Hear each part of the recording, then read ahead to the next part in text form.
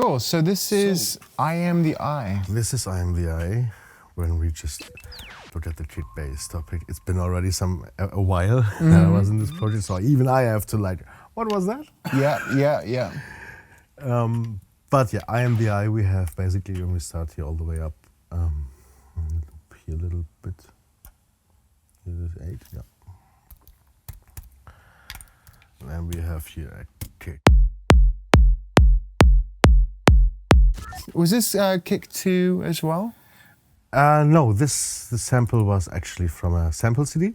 Okay. Called Sunny Lux Kick Essentials Volume 2. Okay. And there I found some very wonderful kick drums with very long tail, very clear tones, which is not enough as a single thing, but it was a great bass to start on in the end. I saw, by the way, that you cut them off halfway through each beat in the audio.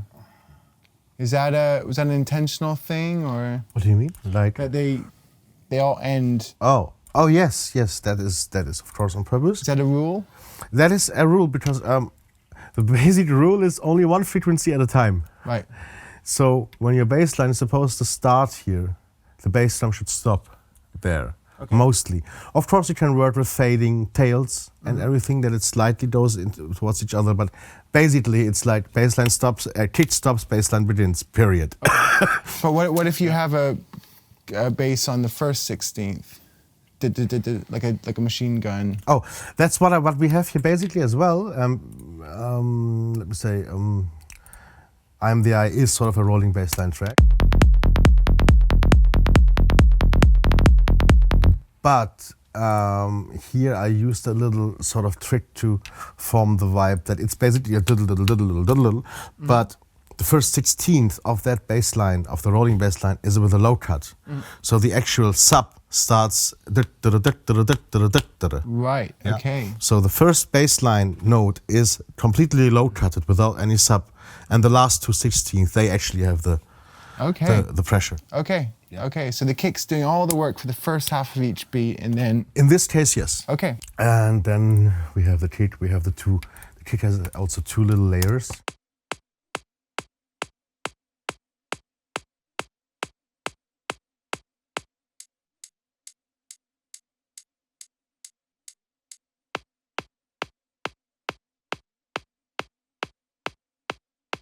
That's sort of a filtered kick. Interesting. For the mid stuff, and like a grungy hi-hat on the top. So we have there, all in all, with these three layers, we have the kick. And you're sampling that? Is that from Contact or something, or? This is the battery. Okay. And these are some... Oh, this was a kick drum. It's filtered. Like this was the actual sound with the filter. It's got this middle little part to fill up. I've never seen that before. That's awesome. Yeah. And that's the hi-hat, which is also low cutted. Okay. This is DMT. I mean, people are really interested what sample banks you're using. Oh. So.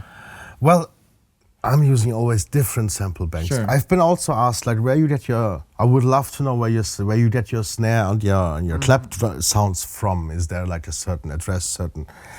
There's not. Yeah. Yeah. It can be any kind of sample library. It's way more important to then. I mean, it's way more important to be. What can I say? It's not important where you get it from. It's your own mind setting is important. Like you're open to. You don't judge, what you hear. So it's like when I have a sample library X, and I have it already since 2 years, and I'm using it for 2 years, sometimes you sort of get tired of it. Yeah. You don't want to hear the old sounds again over and over. That means your perception changes, you get more closed towards these samples because you've used them too much. Yeah. So when you go through them, you're judging way too fast, and you're way too negative. So that's what I'm doing is I like to get always new samples, fresh samples, like one-shot libraries and stuff. Not that I need those samples because they in the end all sounds the same pretty much. You know what I mean? Sure. But for me to trick my mind like, oh, I got something new. Yeah. I got something new to look through. And just this process, psychologically, just this process opens up my mind to be again easy in taking decisions. Awesome. So that's why I constantly change, you know what I mean? It doesn't matter who from where it is. One of my favorites are from you guys, the Futurephonic stuff, a lot. Thanks. And Splice. Splice Sounds is a very, very nice high quality source. Yeah. They also have an own label, Splice, for samples, but they also distribute lots of other stuff. Yeah. But that's sort of, Okay, awesome. That's sort of it. So that's the kick, and are you processing the kick at all, or?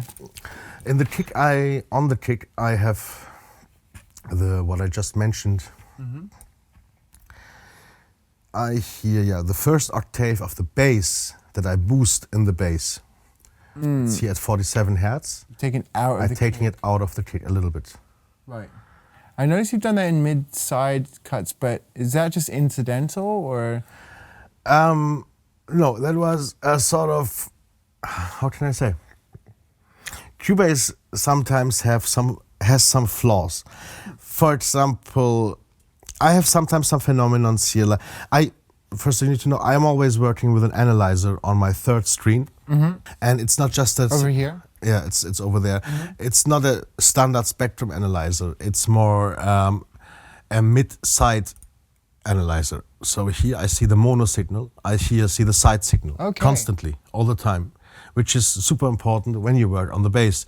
You always have to make sure that your source bass is always mono. But the more processing you put on it, sometimes it can happen accidentally, not on purpose, that all of a sudden with some phase shifting of some certain EQs, that your bass starts to show up here in the side signal.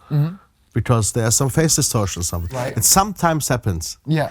And that's why you need to always reference on a analyzer that your bass stays in bloody mono. Right, okay. Yeah, no matter what you do, how many EQ, how many compression, how many bus routings you do here and there. They also sometimes can fuck things up a little bit. Right. Yeah, especially in Cubase, you need to be aware of that when you start to, for example, you have 3 bass sounds and you route them on a group channel and you do this and then that sometimes within all this routing, something can go wrong. That's not supposed to go wrong. It's just a little mini phase shifting thing throughout the entire routing. In the end, I see that my bass line starts to be in the side signal where it's not supposed to be. Yeah. And one of the workarounds to avoid that, I at least thought that, okay, what if I tell the EQ doing the processing, doing the process itself by shaping the sound, I tell the EQ only affect the mono signal and not the stereo signal. That way, sometimes I have the feeling at least that I have these problems that all of a sudden my bass in the stereo is less. Yeah. It's just a safety measurement. Because when you EQ a mono signal, of course, what goes in goes out, mono. Right. But sometimes project completely overloaded, 1,000 plugins here and there, nothing really bounced, and you're still working. And then sometimes a little flaw can happen here and there, you know. And one way to avoid that is actually to tell the plugin, because the bass is mono. Here in the fab filter, you can change the mode. If you have left, right, or mid side, hide right here, and then you tell him once it's changed here, you can tell him here either, because when you hear in stereo mode, you can tell him both or left or right. And in this mode, you can tell him all or mid or side. And I only want, of course, the mono signal to be affected. So yeah, that's sort of a safety measurement. Sure. Okay, cool. Yeah. So let's talk about the layers here. I know that's what people. Well, so is there like the main bass? What's going on there? Yeah, the main bass is. See, it's this one.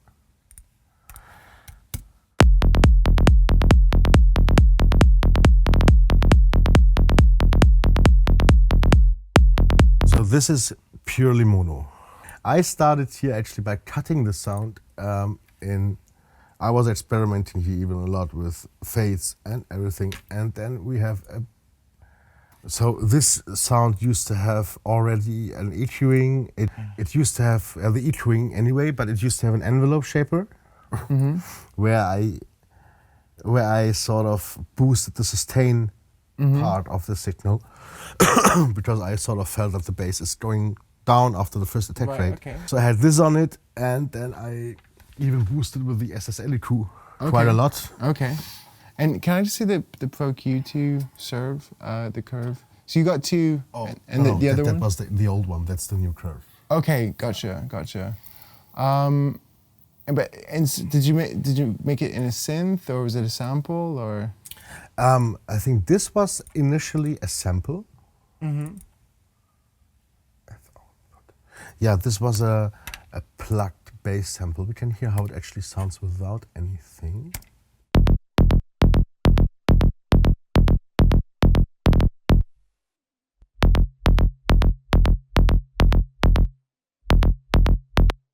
I got this sample from my colleagues. Okay, cool. We sometimes when we tweet on a bass line and we are really confident with it, we made like multi samples out of it, and then we sometimes exchange skills and samples within friends and colleagues and stuff.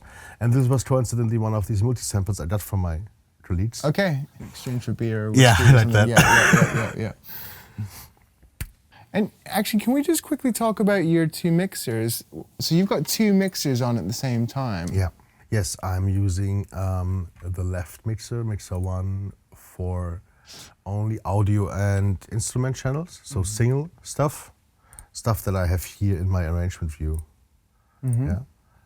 And the right mixer is mostly used for signals that are being consolidated, put together, means group channels, send effect channels, and outputs. Okay. VCA channels, all that stuff that is not single. Yeah. Okay. That's always things that affect more than one channel. Right. In the end, that's all on the right. Interesting. Cool. Yeah. So yeah, we have here a bass line with just the pure mono thing.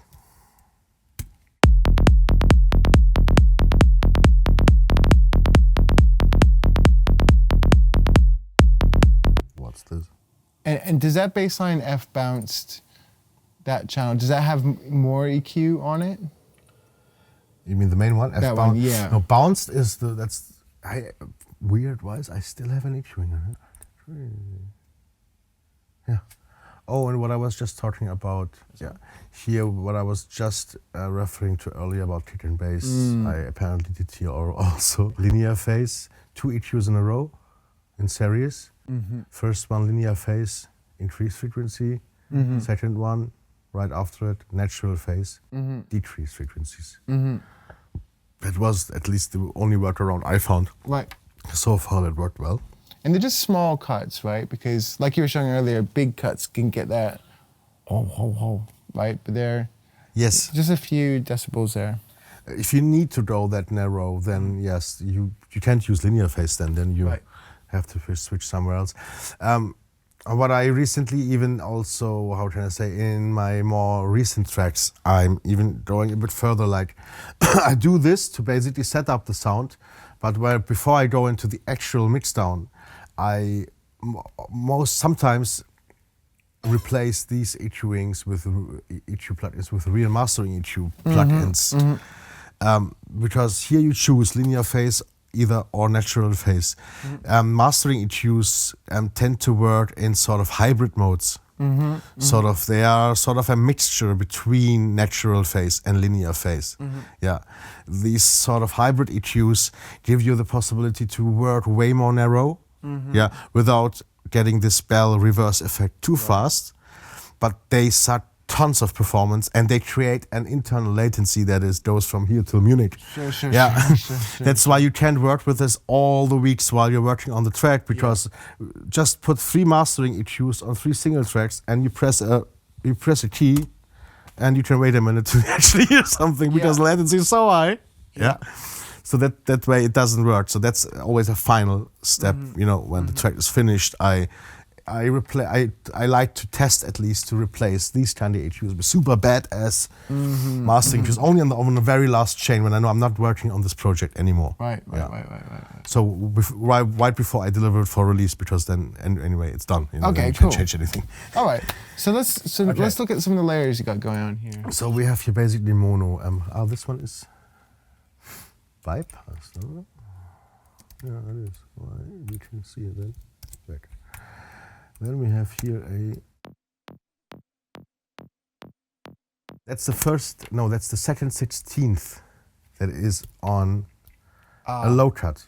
So everything the same except you've put a bit of a low cut on it. Yes.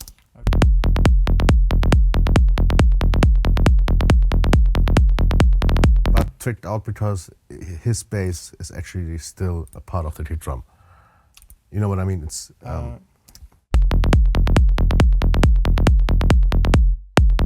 actually the bass drum that it's still present here where you know. Right. Okay. That's basically it. Is that the same bass as the main bass, but just high passed? Yes, exactly. Okay. This is exactly the same sound because I want the bass to sound like you actually play a 16th note. Right.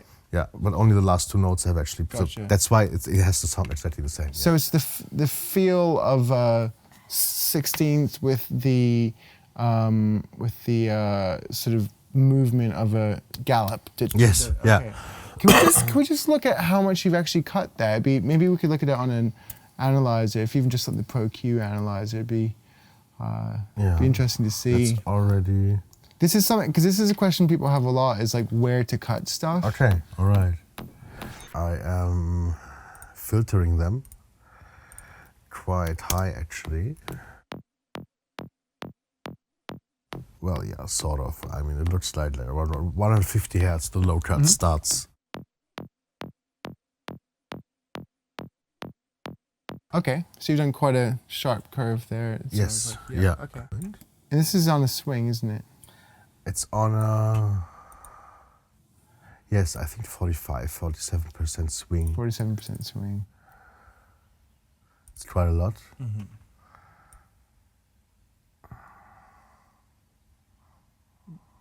Yeah. 37. Oh, even a bit more. 44. 44. 45 actually. Okay. Sorry, 46%. Yes, now I remember even. Okay, yeah. Percent this percent again. Yeah. 46. So we have here the bass line. And I can see you actually once had that 16th and you just muted it there. Oh yes, yeah. Right, So the initial sketch was without all that. I Right. just full power, messy, and Gotcha. two bass at the same time and everything. Well, it sounds like you got a bit of a bit crusher on these bass notes as well. Would I be? Oh, that's a good question. No, actually not. Okay. No, in this case, not. But maybe what sounds a bit like that to you could be that if I want to make a low cut, either I want a neutral low cut without any coloring, then I use mostly the Pro Q.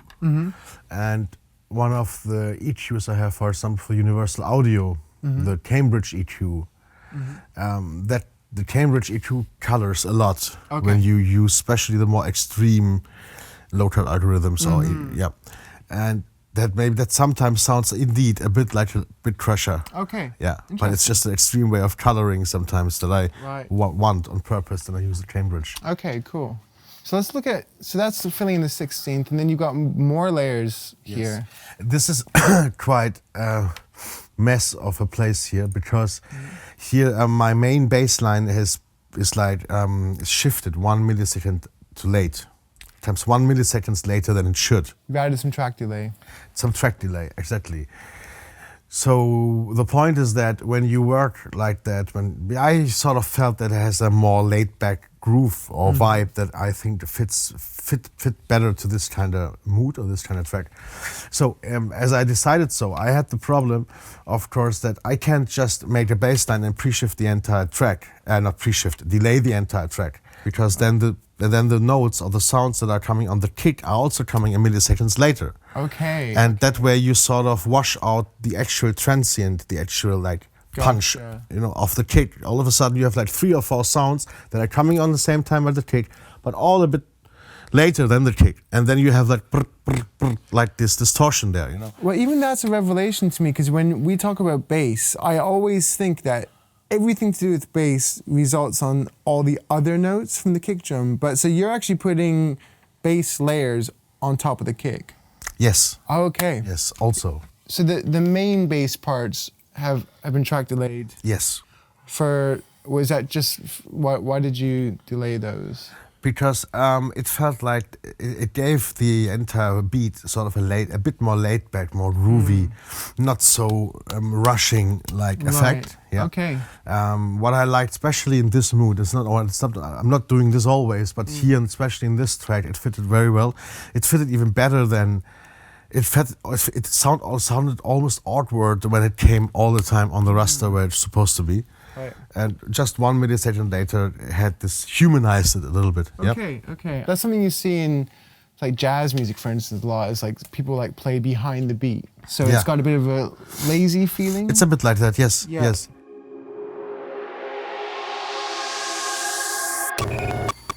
So we have here, for example, the entire bass line without the kick is this.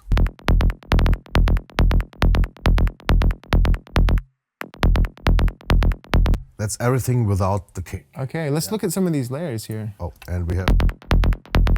So the problem is here, for example, with I have a percussion that...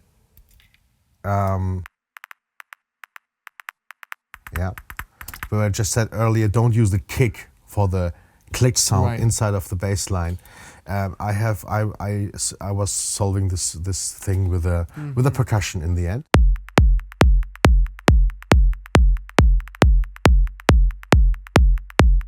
So what I have here, of course, this percussion is part of the bass line. Yeah, it's part of the bass line. Bass line comes maybe 1 millisecond later. So that this percussion also needs to come 1 millisecond later, but only the sounds between the kicks. So I have to separate all these channels. Right. Yeah, to make, for example, the percussion on the kick has an own channel, and the percussion between the kicks that should be delayed are coming later, so I have to separate them. Yep. What are these layers? Well, we have here percussion here basically, and then the most important one is... So these are just sort of percussion samples? These are percussion samples, one-shots, or out of loops. I sometimes hear I mostly work with loops, I don't use loops as they are, but I always hear certain one-shots out of loops. It's easier for me to imagine how it feels, how it sounds, or how it fits when I hear it in an entire context. That's why I like to cut out loops than using very clean and neutrally, one-shot sounds. And you've high-passed that quite heavily. Like you've taken all the bass out of those. Yes. Okay, so this is, I think, really important for people watching at home, is like you've either got full bass or you've got kind of no bass. I'm not seeing, this is a journey I've gone through, and it's really helpful to watch you do this, because sometimes I'll try to leave a lot of bass on a sound when I'm doing these kick bass layers. Yeah. You're really just losing all the bass. It's click or woomph. Yes. Yeah, because I like when you place a sound very straight, very concretely. Yeah. It's a bit like in photography. You always use direct angles, never a little bit, either fully 45 degrees or fully 90, And it's a little bit the same like here. It's a straight placement, and because in the end you are working with so many tracks. If you work already in between the lines, you know what I mean? Then the entire mix it's adding all the little flaws here. Suddenly I'm starting to understand why you have so much space in your mixes. Because all the sounds, they take place in that 250 to 2K range, right? All the mid-range. But your kick and bass doesn't really have anything going on there. Your bass slopes off in the low mids, and then you've got all this space in the middle. So that's just really interesting. And then we've got the Spire ARP. Yes, we got the Spire ARP, which is doing It's a part of the bassline layer, which is spreading the bassline into the stereo thing. You already can see also here in the metering that we have a very high stereo effect, stereo panning thing there. Right. Because this sound is basically mono.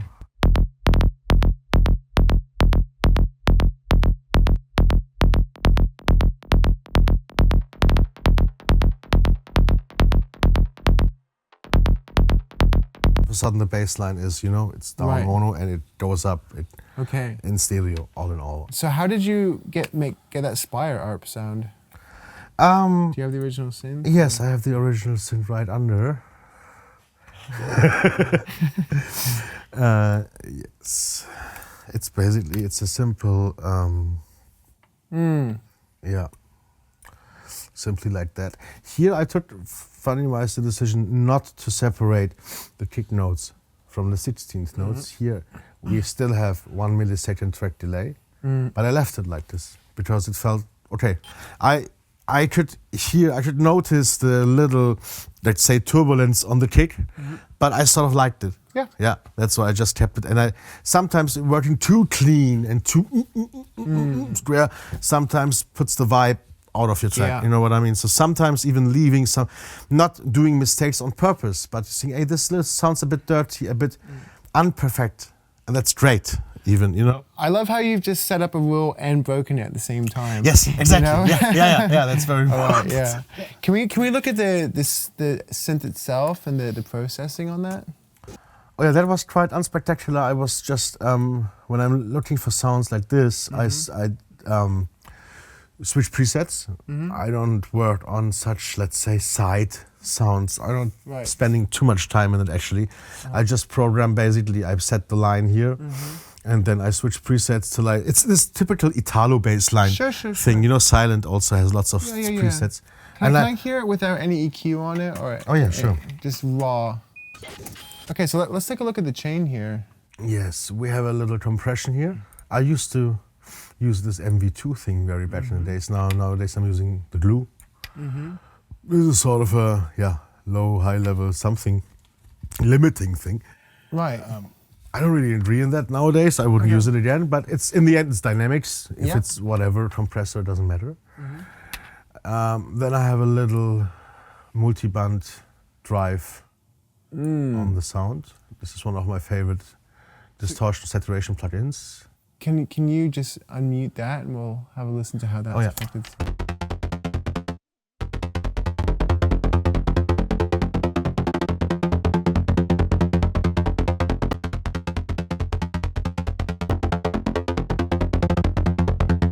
So now I'm seeing that you're adding a lot of sounds, a lot of mid-chunk, even though at the end you're going to kind of lose a lot of that, but you've beefed it up before you thin it out. Yes. And you've really beefed it. Wow, you're really pushing that. Yeah. Big difference. You wouldn't hear the sound that clear, that layer on top. You wouldn't perceive it that clear if all this first pushing stuff, processing wouldn't be there. Awesome. I think that's so helpful for people watching at home. Push a sound and then cut it. Yeah. Love it. Okay. And then we have what I was just talking about earlier. Here I chose a bandpass filtering thing in an EQ. But in this case, very important, I chose an EQ that is coloring. The Cambridge EQ from the UAD is coloring full power. Right. Sometimes you don't want it, but sometimes you exactly want it, but you just also thought that it sounds a bit crusher-like, distortion-like, you know. Right. The Cambridge, especially here in these low and high cut algorithms, when you don't, this is the usual ones till the common ones till 24 or 30 dB per octave, but here the Bessel and Butterworth stuff is getting really narrow and then it really starts to make crazy stuff on the sound. Cool. And so can we hear that with it? Yeah.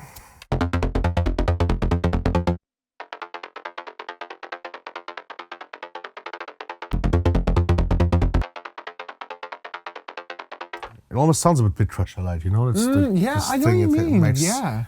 it sounds different in the end. When you said that earlier, I was thinking like, how is that possible? Well, I can really hear that. Yeah, yeah, amazing. So yeah, then